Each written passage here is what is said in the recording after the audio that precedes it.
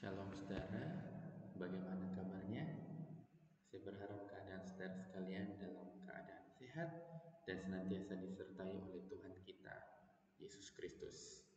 Sebelum kita akan mendengarkan firman Tuhan pada hari ini, saya mengajak kita untuk bersatu di dalam doa. Mari kita berdoa. Bapa di dalam sorga, kami bersyukur atas anugerah yang Tuhan berikan kepada kami. Pada hari ini kami diizinkan untuk sekali lagi mendengarkan kebenaran firman-Mu. Kami tahu kami orang berdosa dan seharusnya binasa, tetapi kami percaya Tuhan, kalau hari ini Tuhan masih berbicara kepada kami, maka Tuhan punya maksud dalam kehidupan kami. Kiranya Roh Kudus yang memimpin, menuntun, menyertai kami, di dalam kami dapat memahami kebenaran firman-Mu. Terima kasih Tuhan, kiranya Injil-Mu diberitakan melalui ibadah ini. Terima kasih Tuhan, di dalam nama Yesus kami sungguh berdoa dan bersyukur. Amin. Pada bulan ini kita masuk pada pembahasan tentang Gospel Center Leadership, dan minggu ini kita merenungkan tentang kepemimpinan yang digerakkan oleh Injil. Saya mengajak kita untuk membaca teks kita pada hari ini, yaitu terambil di dalam Matius pasal 4 ayat 18 sampai dengan ayat yang ke-22. Saya akan bacakan untuk saudara-saudara sekalian.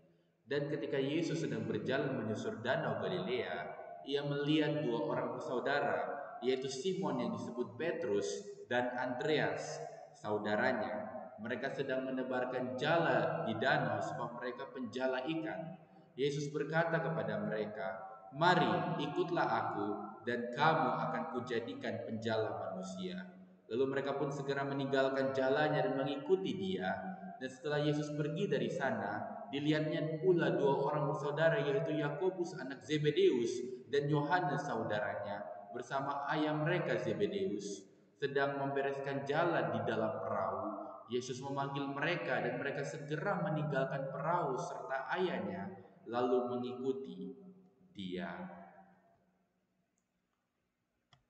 Kita melihat kisah tentang perekrutan Simon Petrus dan Andreas itu ada di dalam keempat Injil. Kalau kita mengecek Injil Markus, Injil Lukas, Injil Yohanes, kisah ini ada di dalam semua Injil. Jika hal ini ada di dalam keempat Injil, maka ini berarti merupakan kisah yang sangat penting. Dan kalau kita memperhatikan keempat Injil, kita melihat bahwa pertemuan Yesus dengan Petrus dan Andreas itu bukan sesuatu yang dicari-cari oleh Yesus, tapi pertemuan ini adalah pertemuan yang tiba-tiba, dan kita percaya bahwa tidak ada pertemuan yang tiba-tiba. Setiap pertemuan itu direncanakan oleh Tuhan. Kalau kita membaca keempat Injil ini, kita melihat bahwa semua kisah ini memiliki keterhubungan antara satu kisah dengan kisah yang lainnya. Itu ada keterhubungan. Misalnya kalau kita melihat di dalam Injil Matius dan Injil Markus, itu menceritakan kisah perekrutan Simon Petrus dan Andreas secara ringkasan, secara singkat. Injil Lukas menceritakan secara detail apa yang Yesus lakukan yang membuat Petrus dan Andreas itu tercengang-cengang. Dan Injil Yohanes menceritakan kisah awal Yesus bertemu dengan Petrus dan Andreas. Yesus bertemu dengan murid-muridnya secara tiba-tiba. Seringkali dalam dunia ini gereja itu sibuk mencari jiwa-jiwa. Yang betul, saya meyakini mencari-cari jiwa bukanlah sebuah kesalahan, tetapi saya percaya seringkali Tuhan mengizinkan kita bertemu dengan orang-orang yang Tuhan izinkan kelak kita akan melayani dan memimpin mereka. Ketika orang mengetahui bahwa Yesus adalah Mesias, orang ingin mengikuti dia. Dan di sini Injil memberitahu kepada kita bahwa orang akan mengikuti kita ketika melihat Kristus di dalam hidup kita. Jangan biarkan orang mengikuti diri kita, jangan biarkan orang mengikuti manusia lama kita, karena manusia lama kita adalah seorang pendosa yang senantiasa menginginkan kejahatan, senantiasa menginginkan hal-hal yang tidak sesuai dengan apa yang Tuhan kehendaki. Tetapi biarkanlah orang mengikuti manusia baru yang ada di dalam hidup kita, yaitu Yesus yang telah bertata dan berkuasa atas kehidupan kita. Manusia kita yang telah diperbaharui oleh Kristus karena penebusan Kristus Yesus. Sangat penting untuk memahami bahwa kepemimpinan yang digerakkan oleh Injil adalah kepemimpinan yang menjadikan Injil sebagai dasar dan landasan di dalam kehidupan kita.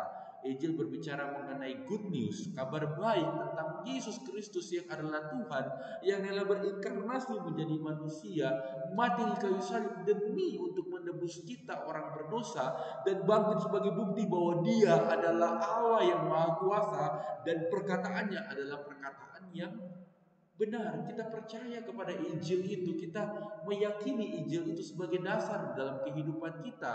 Karena Injil menjadi dasar di dalam kehidupan kita, maka kita percaya kepada Allah yang berdaulat. Kita percaya kepada kedaulatan Tuhan. Kita percaya bahwa Injil yang kita yakini adalah kebenaran Allah. Kita percaya melalui firman Tuhan kita melihat bahwa Tuhan bisa mempertemukan kita dengan orang-orang yang tidak kita kenal dan perlu kita layani. Kita sebagai gereja Tuhan, kita percaya Tuhan akan mempertemukan dengan orang-orang yang kelak kita akan memimpin mereka.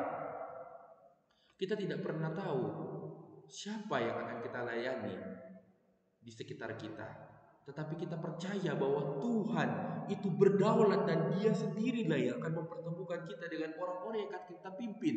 Sehingga kepemimpinan yang digerakkan oleh Injil itu berbicara mengenai kita percaya kepada Allah yang berdaulat yang telah menebus dan menyelamatkan kita, sehingga Dia sudah mengatur segala sesuatu sesuai dengan apa yang menjadi rencananya. Dan kita juga tidak perlu khawatir bahwa kita nanti tidak akan memimpin siapa-siapa atau bagaimana, karena kita percaya bahwa Tuhan lebih peduli kepada orang lain daripada kita. Kalau kita dipercayakan untuk memimpin, itu semata-mata karena Tuhan ingin melibatkan kita di dalam pelayanannya. Kiranya renungan ini mendorong kita untuk semakin bersyukur kepada Tuhan atas Injil yang sudah kita terima dan percaya. Dan kita percaya melalui Injil yang Tuhan ingin kita membagikan Injil itu kepada orang-orang yang Tuhan izinkan kita bertemu dengan mereka. Mari kita berdoa. Bapa dalam sorga, kami mengucap syukur atas kebenaran firman yang sudah diberitakan pada hari ini. Kiranya kebenaran firman yang diberitakan ini dapat mengubah kehidupan kami dan menolong kami untuk memahami kepemimpinan yang digerakkan oleh Injil. Terima kasih Tuhan, terpujilah namamu. Di dalam nama Yesus. Amin.